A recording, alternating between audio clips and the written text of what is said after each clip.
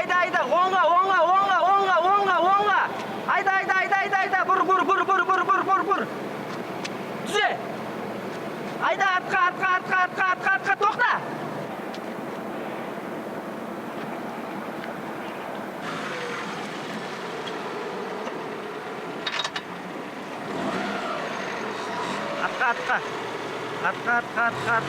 Атқа. Бер. Тоқта.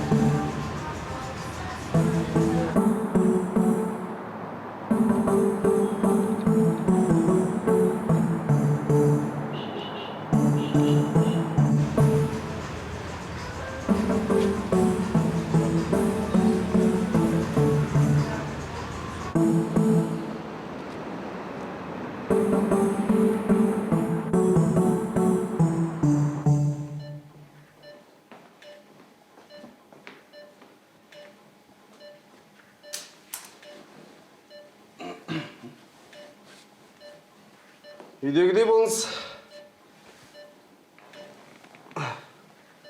Қалай? Жайлы ма?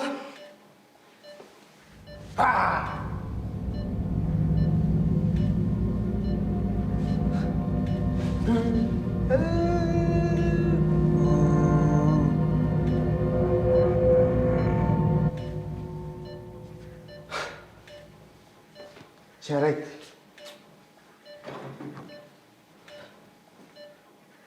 Сіз осы не жейсіз? Нан? Керек емес.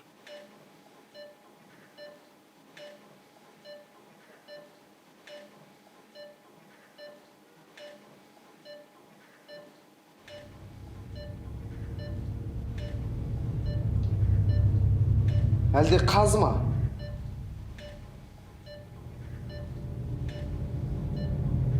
Әкелетті. Бол енді. Мені тамақтандыр.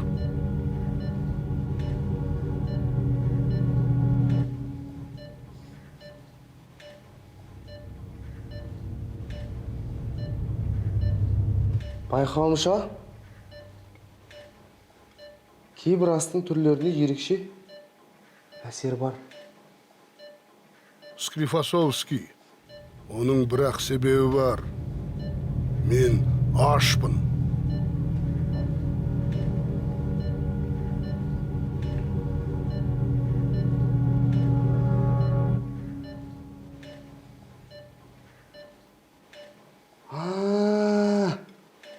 Түсінікті. Байқауымша, көзін дірілдеткені жоқ дегені. Ал ернін жыбырлатқаны. Я деген. Студент, қазыңды маған бер. Ал наныңды өзің же. Жақсы болды. Көзін...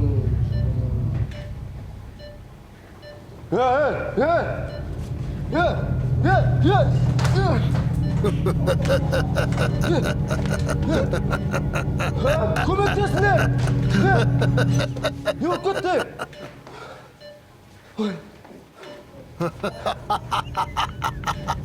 Көмектесіңдер! Тоқтат!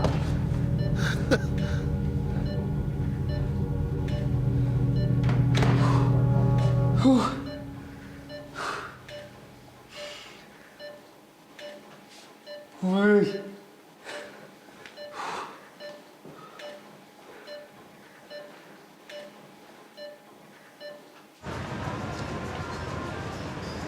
Сәлем. Қалың қалай? Сәлеметсіз бе? Бәрі де жақсы. Тамақтанып алдың ба? Кеше қайда түнедің? Қонақ үйде. Мен сені кілт алғанға қарағанда дүкенде қонып шықтым деп ойлағам. Жоқ, Қонақ үйде. Жарайды. Сахнаға шығуға дайынсың ба? Көңіл күйің қалай? Шынымды айтсам, мүлдем ештеңеге зауқым жоқ. Бірақ шығу керек. Айсұлу, әкең үшін. Ұшағың нешеде? Түстен кейін. Өзім шығарып салам. Қайсар аға, мен әкеме барсаңызшы. Жарайды. Жүр онда.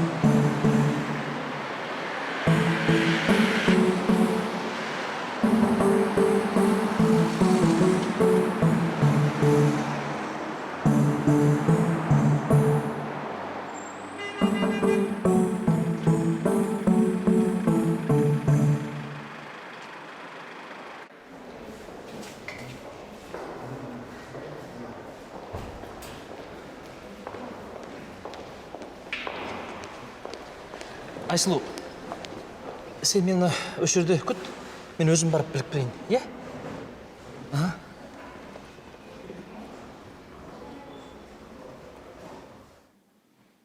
Жарайды. Сағат 8-де жазып алдым. Рахмет. Жақсы. Сағат 8-де. Ассаламағалейкум. Уағалейкум ассалам. Тоқтасынның жағдайы қалай? Сол бір қалыпты. Түсінікті. Тезірек жазылып кетсе екен. Бәріміз де соны қалаймыз. Және оны бүгін ешкім мазаламаған дұрыс. Сіз бұныңыз қалай? Ешкім, дәрігер, ешкім мазаламасын.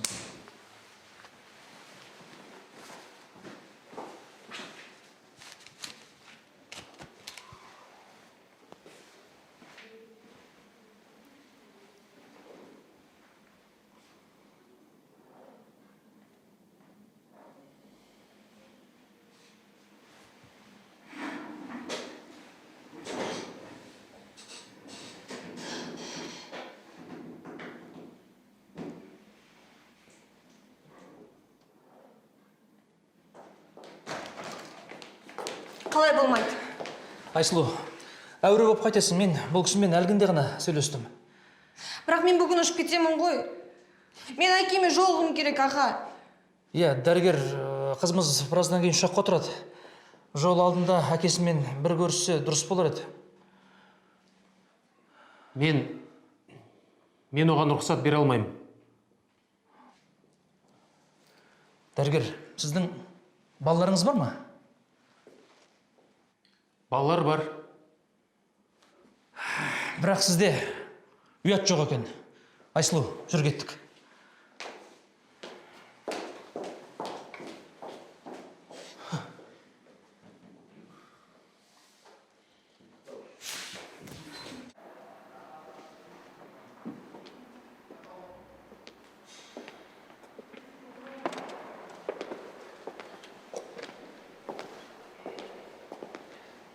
Айсұлу,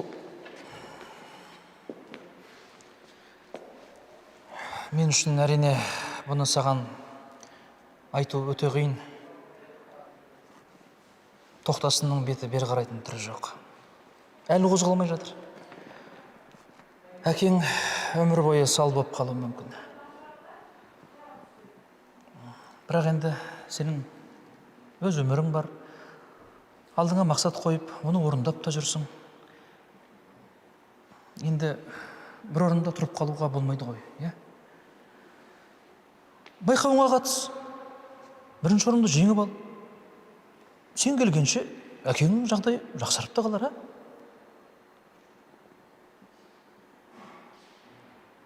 Әкем үшін. Байқауға әкем үшін қатысам. Міне керемет. Жарайсың. Сен мені осы жерде күт, мен қазір келемін, тез келемін.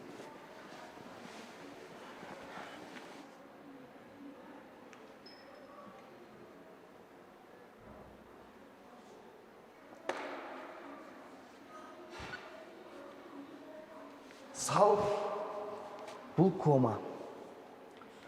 Темір тордың ар жағындағы тырнақшаның ішінде ден саулық. Кітабының атын осылай атсам болады. Немесе киномда. Яғни тоқтасын. Әрбір сәт өткен сайын өмір сүру үшін күресуде. Кешіріңіз, сіз қай тоқтасын туралы айттыңыз? Сал болып қалған ба? Иә? Сіз тілшісіз бе? Ол туралы жазыңыз келе ме? Жоқ, ренжімеңіз, мен сізге рұқсат бере алмаймын. Жоқ. Мен оның қызымын. Кешіріңіз, мен тілші ма деп қалдым ғой? Сіз оны қозғалады едіңіз бе? Иә. Барлығы ол ештеңе естімейді, сезбейді дейді.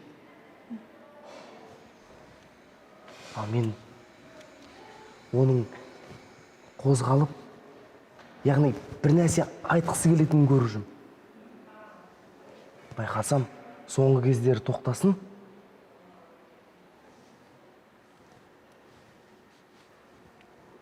Бір нәрсені айтқысы келеді. Мен оны түсінгендеймін, шыны керек.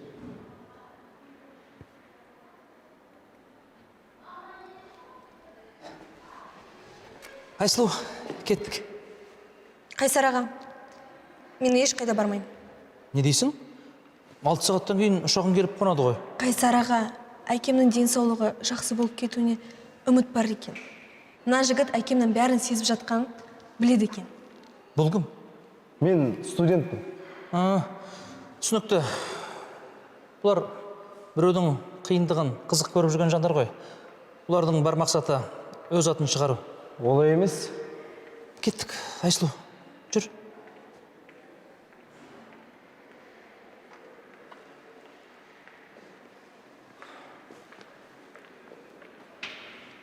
Мен әкеммен де қоштасқан жоқпын. Құдай сақтасын, бұл соңғы кездесу емес қой. Жоқ, мен олай істей алмаймын. Сіз бара беріңіз. Мен әкемді көруім керек. Жарайды. Бірақ ұшағың бар екенін ұмытпа. Мен сені өзім апарып салам. Босаған соң хабардас.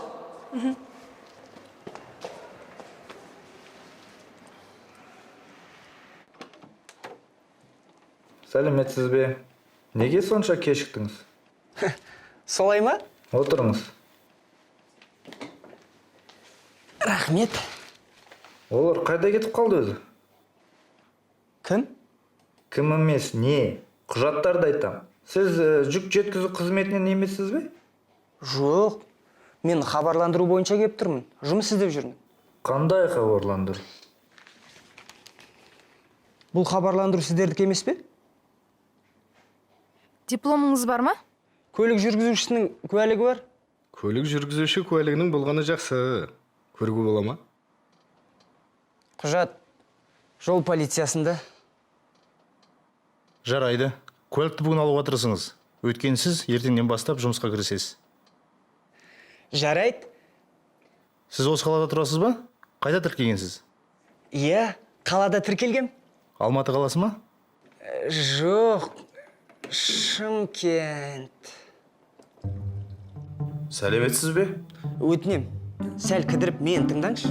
Тыңдап тұрмын. Мен жұмыс іздеп жүрмін. Менің дипломым жоқ, жоғарғы білімім жоқ, сүйікті ісім жоқ, кітап оққанды ұнатпаймын, қазақ тілінен басқа тілді білмеймін. Көлік жүргізуші куәлігім бар, бірақ ол жол полициясында. Өзім Шымкенттемін. Мен жұмысқа алыңыздаршы. Менің қолымнан барлығы келеді. Мен 3 адамға, тіпті 5 адамға татитын болам. Аз төлесеңіздер де мен алыңыздаршы.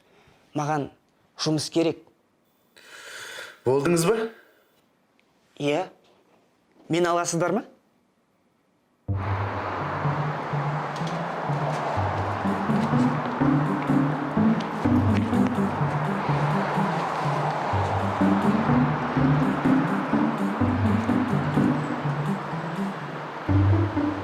еш қиындығы жоқ. Тек шарларды сату керек. Не? Шарлар?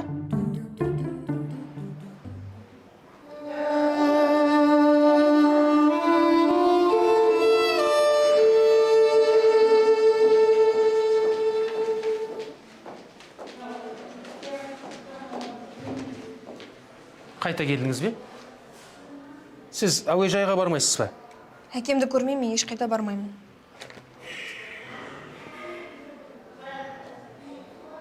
Ағаңыз қайда? Кетіп қалды. Жарайды, мен сізге рұқсат берейін, бірақ бұл туралы ешкім білмесін. Жарай ма? Жүріңіз.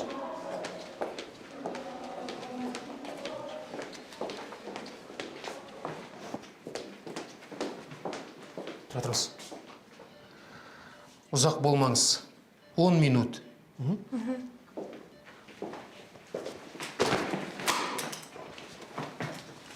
Кешіріңіз.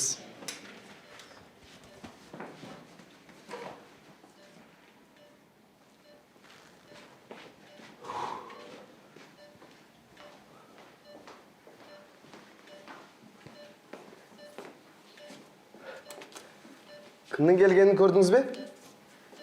Бұл жерге кім болса соны неге алып келесің? Мені естиді ма? Мен оған сендім. Әке. Әкетай. Сәлем. Ол сізді танымай тұр. Әке? Жоқ. Қызым ау, біз бір-бірімізге ұқсамаймыз ғой. Иә. Инсульттің нәтижесінде есте сақтау қабілеті нашарлайды. Танымағанын қайдан білесіз? Өйткені оның көздері қозғалды. Иә, яғни ол сізді танымағандығын білдіреді. Әке. Бұл мен ғой, Айсұлу. Жоқ. Мен сіздің әкеңіз емеспін. Келіспей жатқаны сенімдісіз бе? А? Келіспей жатқаны сенімдісіз бе?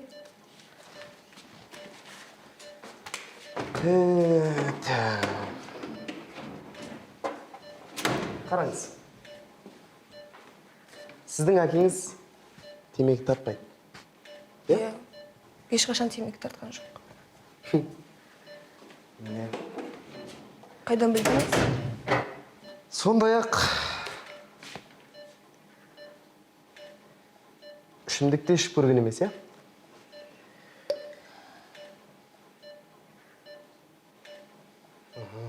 Әкемнің жаман әдеттері жоқ. Иә. Тек бизнесін есепке алмағанда.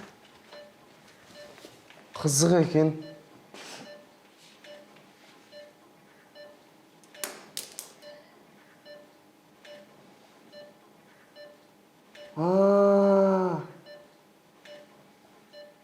Қызық екен. Ол өзінің ішіп шекпейтіндігін білет. Бірақ сізді неге танымай жатыр? Әрине тапқан сияқтымын. Есімнен де шығып кетті ғой. Міне, инсульттің салдары, яғни сал ауруына шалдығу, сондай-ақ есінен адасу. Науқас өзінің ішіп шекпейтіндігін білмейді, бірақ физикалық тұрғыда оны сезіне біледі. Иә. Енді маған Айсұлу айтыңызшы. Әкеңіз екеуіңіздің бірге өткізген күндердегі қызықты сәттерден айтып берсеңіз. Мен жазып ала қояйын. Не айтарымды білмеймін. Енді бір жаңа жылда дастархан басында айтылатын ән бе? Я болмаса бір ауылға барғанда жайлаудағы бір кереметтей тұлпарды тізгіндеген сәттер бар шығар мүмкін. Енді бір нәрсе айтыңызшы енді. Біз бірге ән айтқан жоқпыз. Ойнамаппызды. Әкеңіз сізді осы қалай еркелетуші еді? Ха?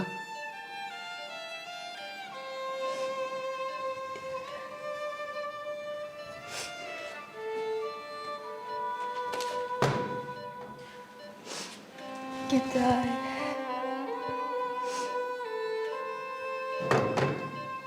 Міне!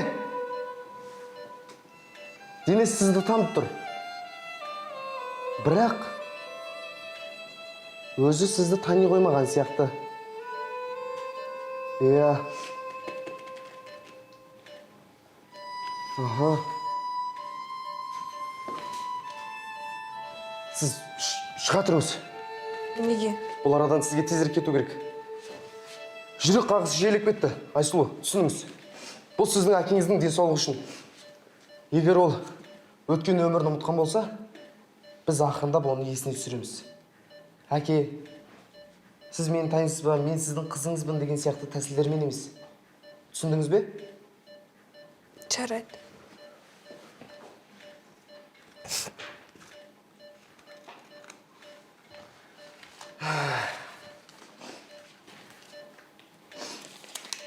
Мынау менің нөмірім. Хабарласасыз ғой. Жарайды. Ертең келіңіз. Мен бір нәрсе ойластырып қоярым.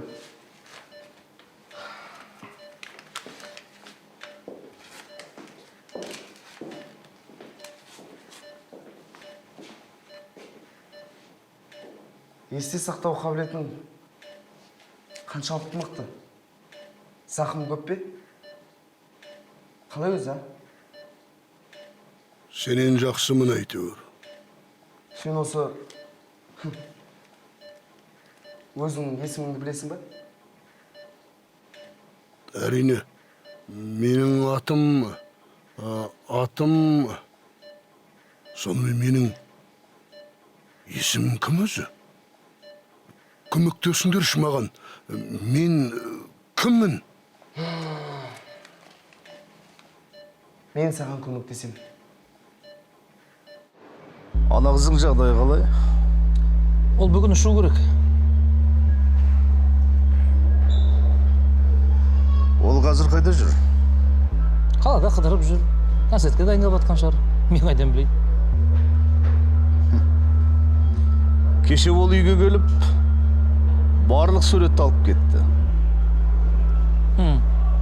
Қырсық. Әкесіне тартқан. Бұл жайт мені де қатты ойландырады. Тап оны. Бұлай болсын. Оны тапта, ол ұшаққа отырмайынша одан көзіңді алма. Түсіндің мі?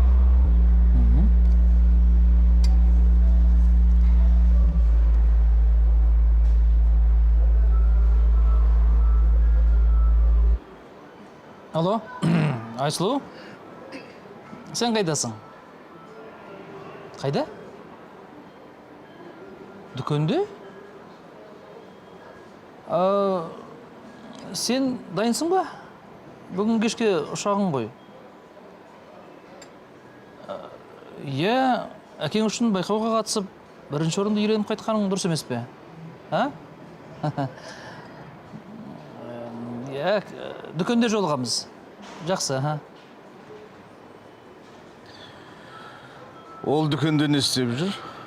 Түсінсем бұйырмасын. Ендеше бар да анықта. Ертең жаппай сатылым басталады. Мен өз жоспарымды өзгерткім келмейді.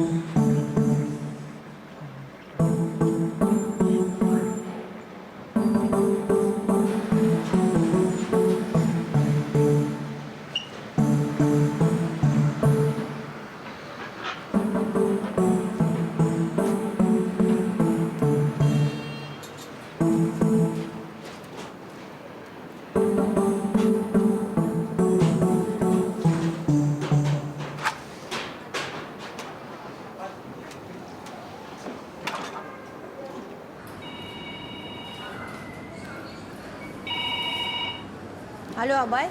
Сәлем Айсұлу. Айсұлу, бізге сіздің әкеңіздің инсультқа шалдығуына не себеп болғанын анықтау керек. Егер осыны анықтасақ, біз кейбір жайттарды оның есіне түсірер едік. Жарайды.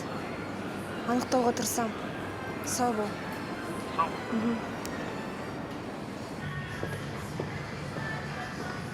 Сәлеметсіз бе? Тағы да сіз бе? Иә, Мен сізге айттым ғой, дүкен жабық, біз жұмыс істемейміз. Білем, бірақ... Бізде қазір инвентаризация. Сіз неге басқа дүкенге бармайсыз? Тыңдаңызшы. Мен бұл супермаркет иесінің қызымын. Не болып жатыр? Түсіндіріңізші. Әрине, сіз мен кешіріңізші. Мен сіздің келуіңіз туралы ештеңе естімеппін. Менің естуімше, сіз Еуропада тұрасыз ғой. Еуропадан кеше ғана келдім. Не болды, қайда бәрі? Мына жақта сұмдық болып жатыр. Жұмысшылардың барлығы дүкен банкротқа ұшырап жатыр дегенді естіп өсекті. Көбісі деймін ғой, барлығы жұмыстан шығып кетті.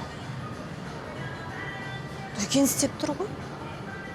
Ол жай өсек, мән бермей-ақ қойыңыз. Қайдам. Жел тұрмаса шөптің басы шайқалмайды дейді ғой. Елдің айтуы бойынша сіздің әкеңіз қазір ауруханада. Ал оның серіктестері мына жақтың бұлқан талқанын шығарып жатыр. Серіктестері? Олар әкемнің достары ғой. Бір-бірін сатпайтын шығар енді. Мен қайдан білем? Мен бұл жақта жай ғана кассирмін. Бірақ та елдің айтуы бойынша сіздің әкеңіз дүкен жабылады, банкрот болады дегенді естіп ауруханаға түсіп қалды. Менің ойымша, бұл жерде бір ұят бар. Не айтқыңыз келіп тұр? Ой, кешіріңізші. Мен сізге көп нәрсе айтып қойған сияқтымын. Менің жұмысым бастан асады. Мен кете берсем бола ма? Рахмет. Рахмет демеңізші. Келем деген уақытыңызда келіп тұрыңыз. Мен сізге әрқашанда көмектесуге дайынмын. Жарайды. Сау болыңыз. Сау болыңыз.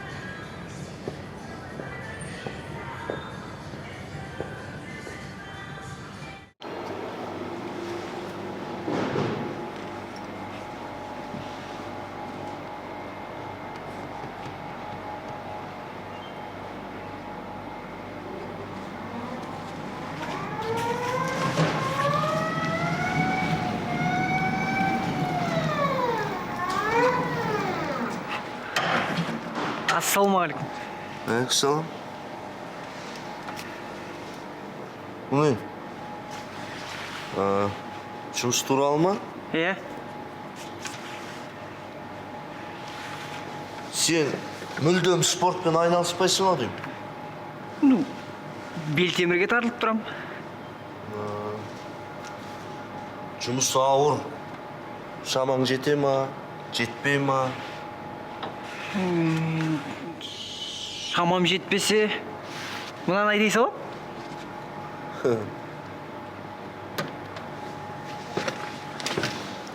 Бұған лайық болу керек.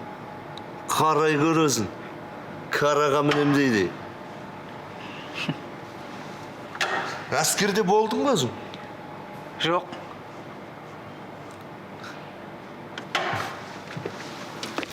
Жүр, түсіндірейін саған.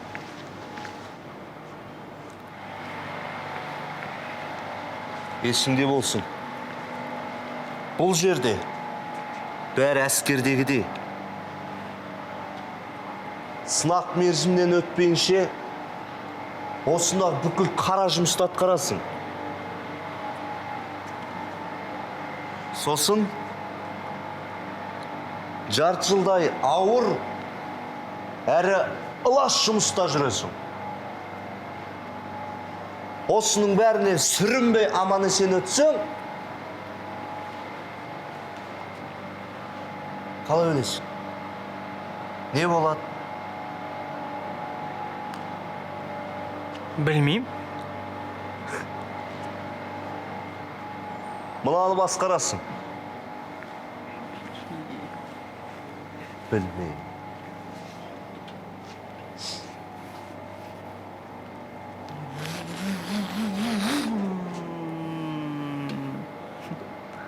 Сосын? Сосын тәртібіне қарап көреміз бауырым.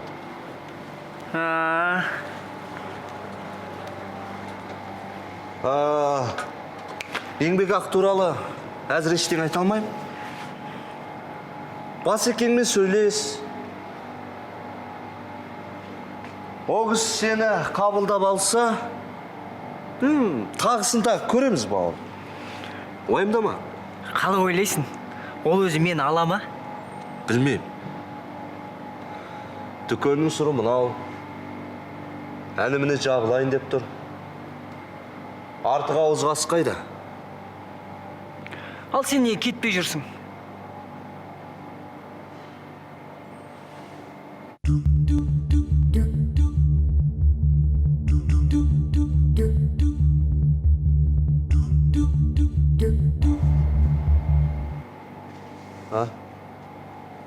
Онда шаруаң болмасын. Басекеңді күт. Ал, іске сәт.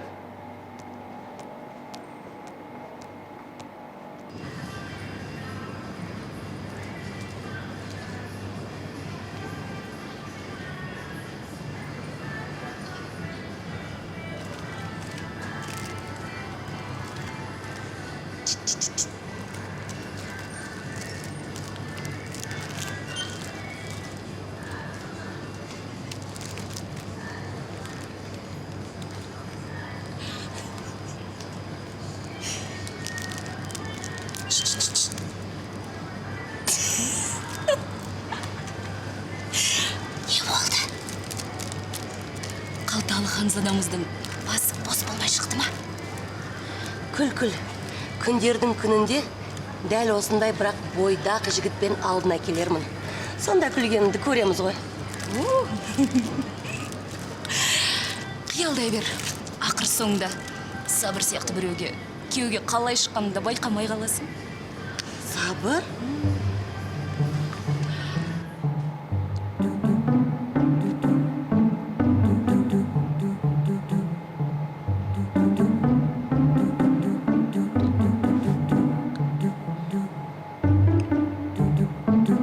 Жоқ, қойшы.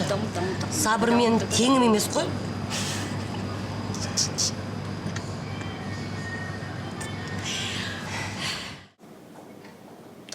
Аба, мен ғой Асылу.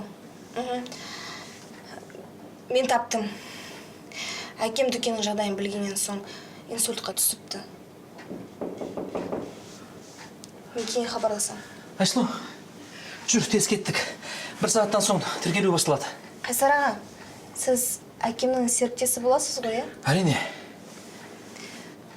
Неге менің ұшқанымды соншама қалайсыз? Себебі мен өз досымның қызына жаным ашитты.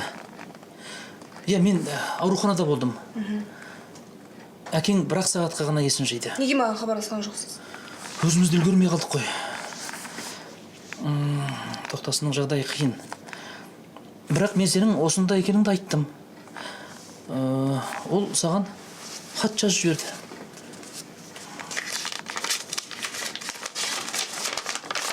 Жазу түсініксіз әрине.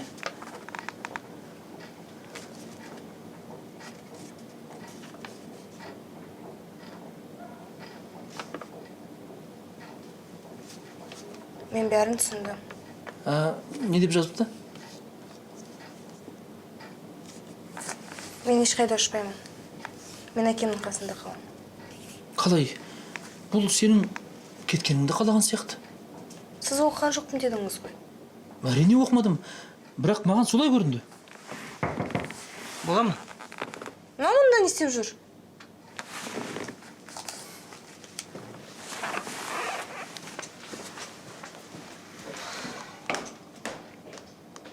Мен жұмыс жайында сөйлесейін деп едім. Сіздерге жүк тасымалдаушы керек екен. Ана қызды қайдан танисың? Кімді? Айсұлуды.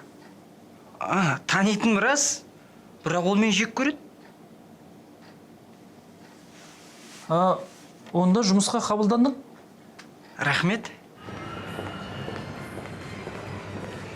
Айсұлу! Айсұлу! Сен жарадың. Мансапқа деген құмарлық, арманың қанша биік болса да, Сен әке алдындағы борышты ұмытпадың. Мен сені мақтан етемін. Рас па? Әрине.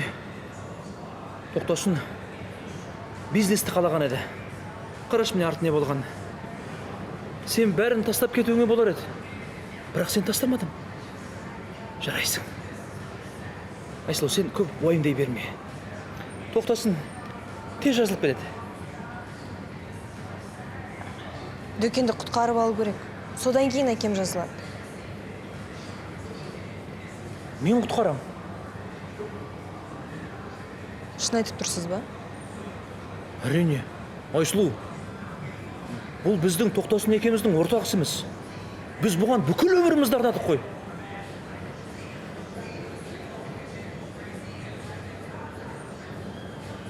Мен сізге көмектесемін. Не істемек ойың бар? Ойыңды ортаға сал. Мен де қолымнан келген көмегімді аямайым. Әзірге өзім де білмеймін. Қайсар аға, мені әкеме жеткізіп салыңызшы. Әрине. Жүр.